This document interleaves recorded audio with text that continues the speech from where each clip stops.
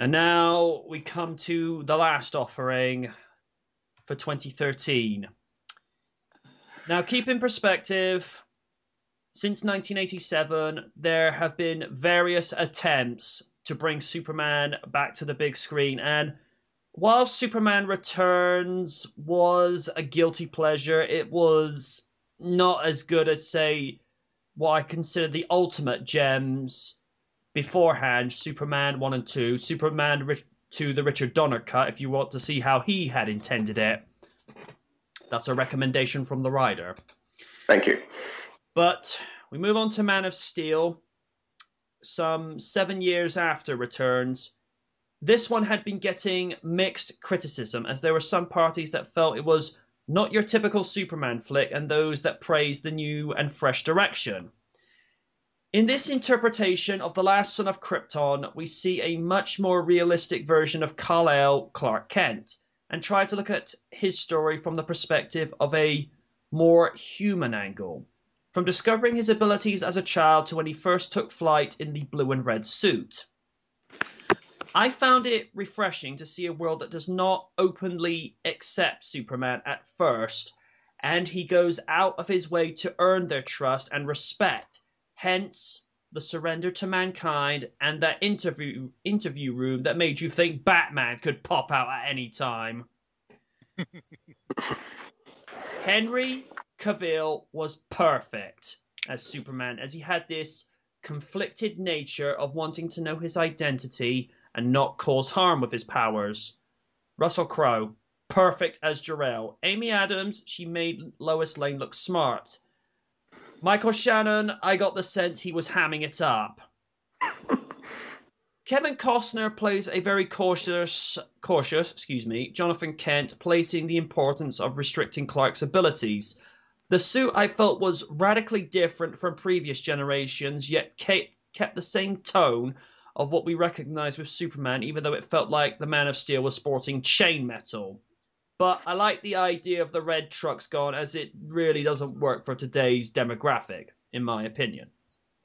And to cap it off, you get Hans Zimmer writing a spectacular theme that was distinctively different from John Williams' classic Superman march. It conveys this sense of hope from the stars and this mighty roar halfway up through of this champion coming to the rescue of the people and someone they could rely on when the time is desperate and in need of a hero. And in my honest opinion, it's better than the Williams theme. Not to say by any measure that the predecessor is terrible. Far from it. However, the movie is far from flawless, as the ending battle is very reminiscent of Goku versus Vegeta from Dragon Ball Z. And the very notion of comparing Superman to Jesus is a big stretch, and one I'm not going to touch with a 50-foot flagpole. Aside from that, a very good rebirth for the iconic and legendary superhero. Kaiju Noir, you're up. Man of Steel. It's really been a while since I've seen a film that is so polarizing among moviegoers. People either really hate it or really like it. For me personally, I'm among the later. I think Man of Steel is a great, if slightly flawed reintroduction to the world's most iconic superhero. It has all the majestic and breathtaking visuals and music and flair that you'd expect out of a Superman film. Henry Cavill and Amy Adams, I thought, were successful at giving us a new age version of the iconic Superman and Lois Lane characters. Michael Shannon plays a much more angrier, much more maniacal General Zod, and was actually quite terrifying. I did not mind the large amounts of destruction. In fact, it's something that I've wanted out of a Superman film for years. I feel like the reason why we've never had this much spectacle before was due to limitations in special effects with previous films. The one thing I did not like, however, was how the movie dealt with the the aftermath of the climax. That is to say, it didn't deal with the aftermath at all, really. After this groundbreaking, really genre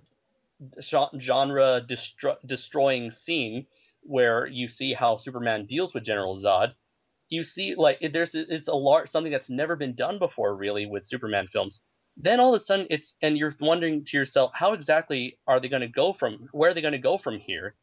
But then the movie just skips to an undefined amount of time, and everything is all hunky dory, and apparently the status quo is norm now. Had this film had a tighter ending and perhaps better pacing, then this movie would have truly been the best Superman we've ever had. But as it is right now, it is still a great film, and I highly recommend it to any fans of superhero films, action films, summer blockbusters in general. You actually make a very good point there. That, as you say, the fact that they just go from portions of Metropolis destroyed to suddenly zippity bobbity boo, everything's normal again. It's like, oh, what? Something like that would take years to put right, and it's just done within the blink of an eye. I didn't realize Sonic the Hedgehog was part of the cleanup crew. Yeah. I mean, you just like that scene where you have Superman. He destroys a army satellite. And he's like, "Wait, that's a something billion-dollar piece of equipment." Superman, it was. Oh, so now he's joking now? Wow, he really got over that climax pretty quick. A lot of people had said that the story was somewhat humorless and it didn't really, have the same kind of depth as, the Christopher Reeve series. And here's the thing I've got an issue with, and this is something I'm going to cover on Countdown to Christmas Part 4, is that, while Christopher Reeve is a distinctively good template to base future Superman portrayals off of, it kind of becomes a little bit redundant and boring when people keep going to that performance when they could try and do something new and try and do their own thing. I mean, although the Chris Nolan Batman series has gotten a lot of flack, they try to do their own thing and not try to do what Michael Keaton, Adam West, or even, God forbid, George Clooney tried to do. Hey, Freeze, I'm Batman. As far as I'm concerned, that movie never happened. Noted. It's a kind of a guilty pleasure for me. It's one of those so bad it's good films. Hey, man. Firebird, I know you're aching to get your teeth into this one. Go right ahead. Well, I'm going to start with remember that episode of Justice League where Superman says that he feels like he's living in a world of cardboard? He says he's going to cut loose. Well, in this movie, he really cuts loose. He did. And that was fantastic. I saw the movie with my soon-to-be brother-in-law, and he loved it. I thought it was pretty good. And of course, the costume, well, I thought it was pretty good. And remember all that time ago where we started complaining about the suit on Facebook? We did have our reservations with it. I think it's like with anything. When you bring in something that looks so Different.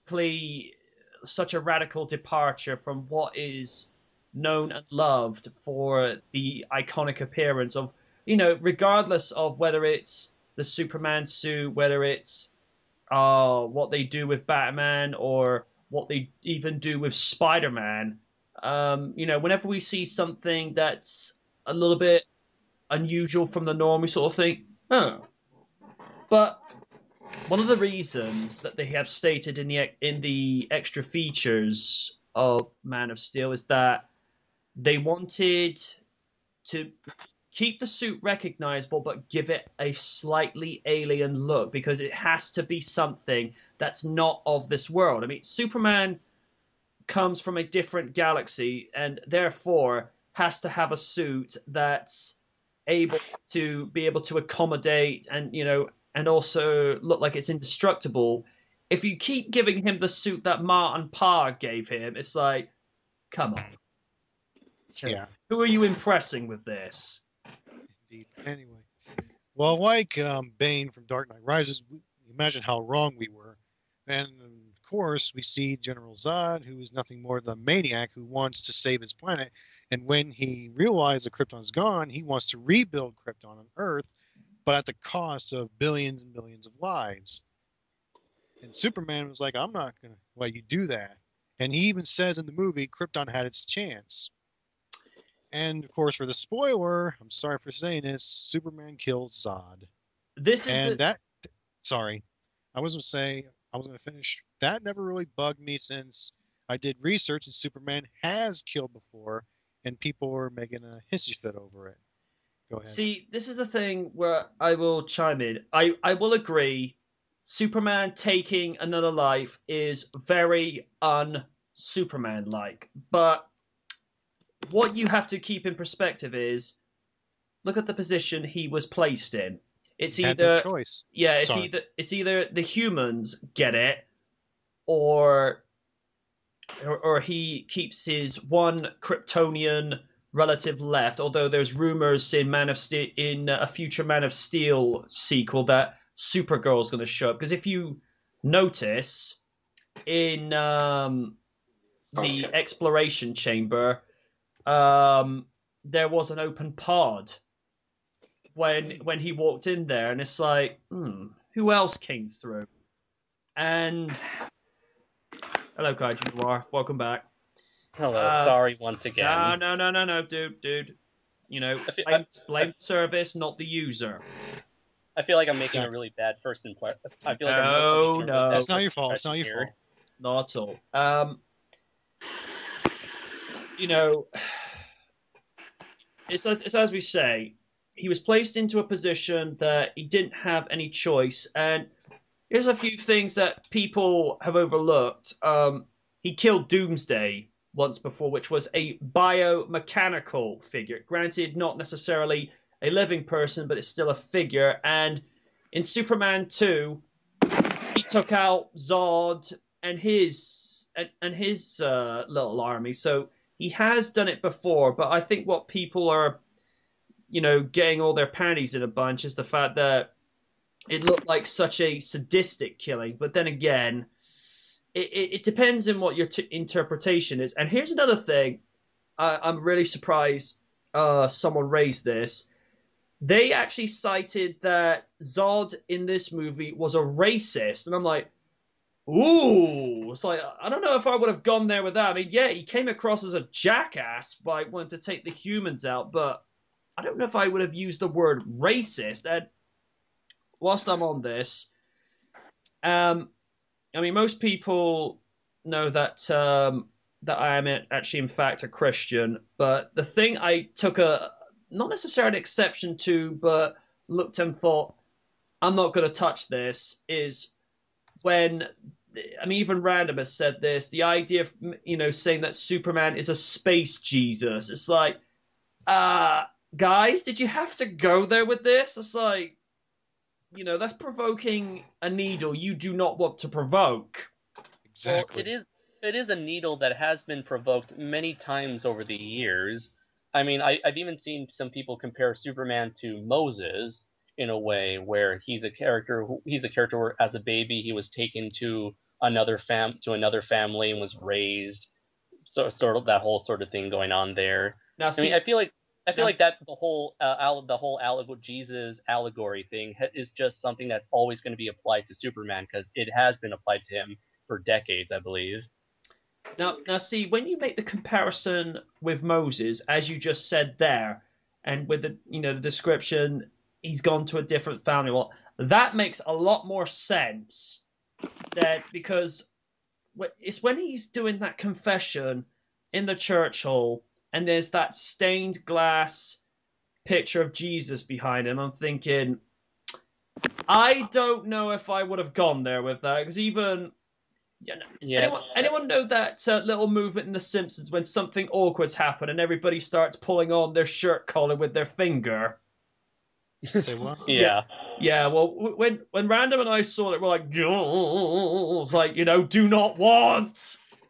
Yeah, that did feel pretty uncomfortable to watch. I mean, I'm sure there were plenty other non-Christians out there who were like, I don't know how to feel about this. Yeah, anyway, I was hoping to continue Yeah, go on. Especially I actually thought that Henry was actually pretty good Clark Kent and Superman. And we finally got to see him in his Clark Kent clothes at the end with the glasses. And and there was actually a few tearjerkers as well, especially the way that Jonathan Kent passed on. That was actually really sad, and I actually teared up in the theater. My main issue was mainly too many camera zooms. There was like almost every action scene, camera zoom. Another action scene, camera zoom. It kind of bugged me, even in the theater. Dude, 2 words. Zack Snyder. Well, it could have been a lot worse. It could have been Michael Bay or Uwe Paul. No, no. You do not speak the name of the devil here. I'm sorry, but still. But either way, the camera zooms, they're the least of the problems. It's not going to ruin the movie. It's just like a trivial thing that bugs me. But otherwise, great score, great visual effects, great action. Villain was actually a total badass. He actually put Superman in a position where it's either many more people die or eliminate the threat right there. And that was a very hard choice, even if he doesn't like it.